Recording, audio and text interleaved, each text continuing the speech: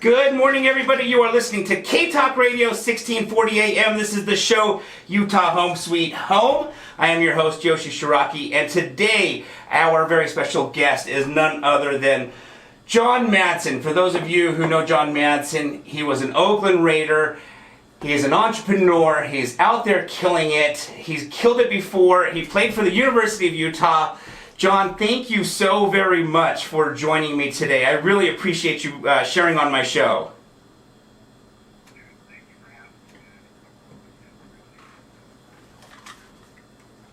Okay. Oh. Yes, no, thank you. Thank you. I really appreciate it. Can you hear me still? Yeah, I hear you, man. Okay, perfect, perfect. So, John, you know, I've had the privilege to train under you when you were here still in Salt Lake City. And I'm super happy that you are out in Arizona doing what you're doing and killing it, but I was sad to know that I'll probably never get to be trained by John Madsen again. Yeah, dude, well, you could. I'm telling you.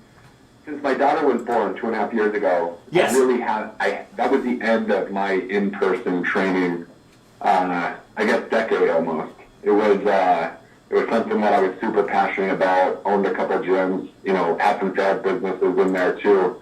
But what was constant was my quest for trying to master as much as I could the human body and performance, and I loved it. I trained 1,000 people, well over 1,000 people, and you were one that I'd never forget. But when my daughter was born, man, I was the guy who was waking up at 4 in the morning and going home at 8 at night, and I knew that lifestyle was going to be, you know, pretty difficult to do what I wanted to do and be the dad that I wanted to be. And so I transitioned my business all to 100% online pretty quickly after my baby was born. So, you know, I don't do any in-person stuff anymore, so you're not the only one. Okay, well, I don't feel so bad now. Awesome, that is so cool. That is so cool. So, do you mind sharing, because I know a little bit about your backstory, which is absolutely incredible, that it's unheard of to hear that somebody doesn't play high school ball at a particular sport and then goes to the NFL or the NBA, or in your case the NFL, whatever it is. You didn't even play high school football, yet you start football in college, which is amazing right there. And then you go to the NFL. Do you mind sharing a little bit about your backstory on how you became a professional NFL player without even playing high school football?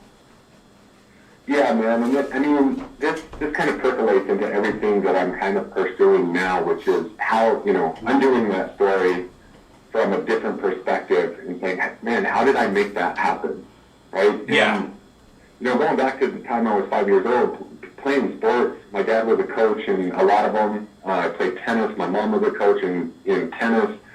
And so I was playing basketball, baseball, Little League football, Little League tennis, and all the way through, all that I ever wanted to do was be an athlete. Like, that was the dream. And so it didn't matter that I grew up in Salt Lake City and there would be snow on the driveways.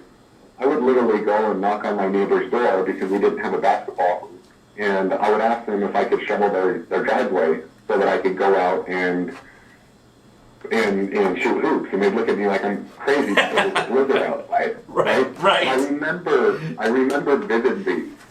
Didn't matter the sport. I'd almost play and practice, and I call it deep practice, where I'd be visualizing that I was, you know, Michael Jordan or Larry Bird or Jerry Rice.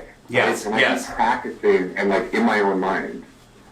And, you know, that's important. That's an important part in manifestation and power of intention. I truly believed that I was going to be a professional athlete. I didn't know that it was going to be, you know, me playing in Wimbledon, me playing in the NFL or the NBA or Major League Baseball. I literally didn't care because I liked all sports pretty equally at that time. Right. When I got to high school, I went into the weight room for the first time because that was the first time, you know, we were required to lift weights for a sport. And up to that point, I viewed myself as one of the better athletes out of all my friends, I was always on the all-star team. I was always, the first kid picked at recess. Yeah. And then I got into this weight room, and there were seniors there, and the coach was like, we're going to max on bench, squat, and deadlift. And I'm like, okay, well, I haven't really done any of them. Bench seems like it'd be something less dangerous than the other one. Right. So me and my friends, went to the little bench in the corner. We start warming up, and, my friends are still warming up. We got to the point where we put 225s on each side, and it crushes my chest. Oh, no. And in that moment, this realization that I wasn't strong, just shattered my confidence completely. As kids would do, they were, teasing me and making fun of me. Right. But it was just, I was really shaken inside, and I was like, I'm not playing football. Oh, my God, all these kids are stronger than me. I'm going to get killed out there. Right. It was this weird realization all at once, and so I went home and I struggled with this decision for, a day or two, and then I was like, that's it. I'm not going to play football. I'm going to just tell my dad that I'm going to play basketball and baseball.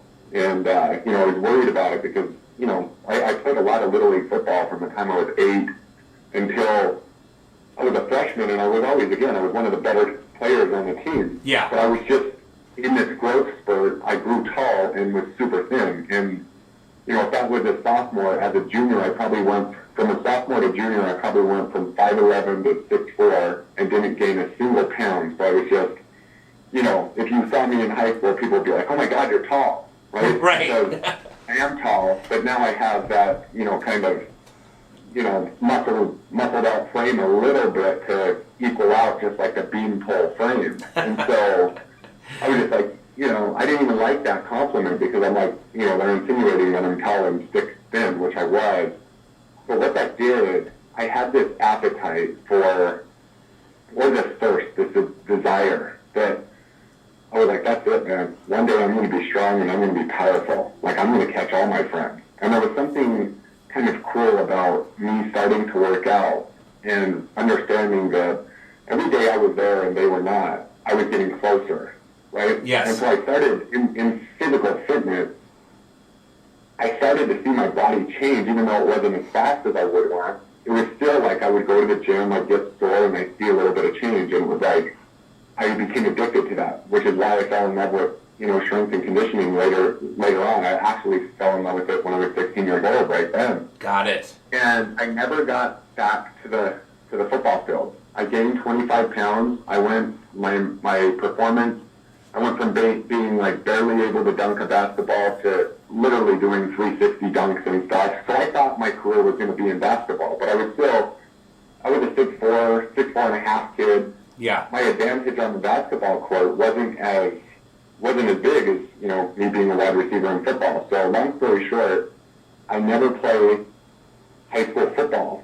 I played basketball, I played baseball. Both teams were very crappy at my high school. I didn't get recruited. I had a couple small offers for, D3 basketball, and I'm like, I don't even know where these schools are. I don't really want to go. Yeah. And I ended up registering for, Snow College was the only school I really put my application in.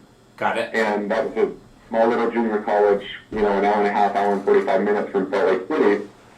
All my friends went to Dixie, and I was like, God, I want to go to Dixie. He's like, no, you're going to Snow.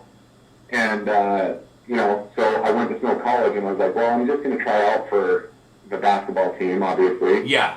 But there was this moment where I was like, I went to this registration, and I had this VHS film, and I went to hand it to the basketball coach. I set up a meeting with him. And he said, John, look, I can't even look at your film, man. We have a roster that's 100% full. I'm going to have tryouts this year, and you're welcome to try out, but I'm not taking one walk-on this year because my roster is full. So as a coach, I'm just telling you, if you want to play basketball and continue your career, you're not going to be able to do it at Snow College, regardless of how good you are. Oh. And I was like, okay, well, what am I going to do? Yeah. And in that moment, I decided that, my dad was with me, my mom was with me, and they're like, what are you going to do? And I'm like, in my head, I had this voice, you're not done being an athlete. There's a lot more inside of you. And I'm like, let's go talk to the football coaches. I can play wide receiver. And my dad kind of looked at me like, this kid is, a little bit cuckoo bird. I'm like, I know I haven't played in in 3 years. But like I was athletic, man. Like I literally could run and jump. There was no question. Yes. And I could catch. I was very natural. And so I went and talked to the football coaches, and I was just like, hey, you know, they're looking at me like, who are you? But I'm a 6'4" kid, you know, about at that time probably 185, 190 pounds. And I'm like, I haven't played football since I was in 9th grade. However, I think I can play wide receiver. I just want a chance. Here's my basketball film. If you want to look at it, it'll show me dunking on people and stuff.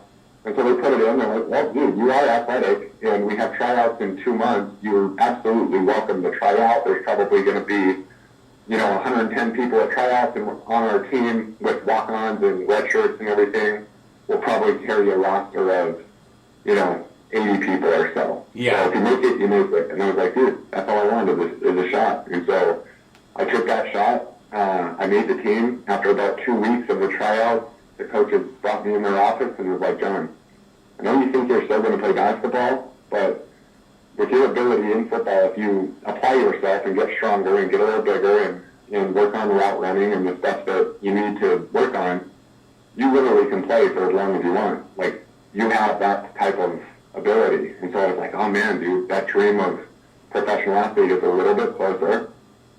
So I did that. I focused all my attention on learning how to play football. I didn't know how to read a defense at that point. I didn't know anything. Wow. But I redshirted because I didn't know anything. But I just worked. I worked on that. I worked on my body. I transferred to the University of Utah, played for Urban Meyer, played for Al Smith, and ultimately ended up, you know, scoring a couple touchdowns in the NFL and living that childhood dream of becoming a professional athlete. That's incredible. That's amazing. That is so, so cool. And a mutual friend we both have, Bo Nagahi, who's actually the guy who referred me to you back when he's who put us together. He's like, I got a really good buddy who can get you in shape, Yoshi. Bo used to tell me that you were just a natural athlete. He was like, John was just a freak of nature as far as athletics. And so it makes sense that, you know, you could translate from one sport to the other naturally. It kind of just reminds me like a Bo Jackson or something. Okay, before we part ways, in case you have a dog or know someone else who does have a dog, I wanted to take a quick second to show you the snap leash. The snap leash can literally do so many things, and I'm going to share with you one of the many cool things that it can do. As you can see, the snap leash is designed with 2 swivel hooks, one on each end. This end has a cushion stitched into it to make it comfortable when walking your dog. Now, all you have to do is take this swivel hook, put it into this very first grommet, and now you've got your handle. Okay, so now let's imagine you're at the park and you want to secure your pet quickly, safely, and easily to a park bench, a tree, or a pole because you just want to sit down and relax. Well, all you need to do is take this swivel hook, remove it from the very first grommet, wrap this leash around any size tree or pole or park bench, and put it into the appropriate grommet, and now you have secured your pet quickly, safely, and easily. And when it's time to head home, another great feature about the snap leash is you can simply wrap it around your waist for hands-free walking. Lastly, if you ever accidentally forget your waist bags at home, these grommets make a great place to fasten the waist bags so you never leave home without them. And if you want to see all of the other cool things that the snap leash can do, then please just click on the link below and find out why so many others are falling in love with the snap leash.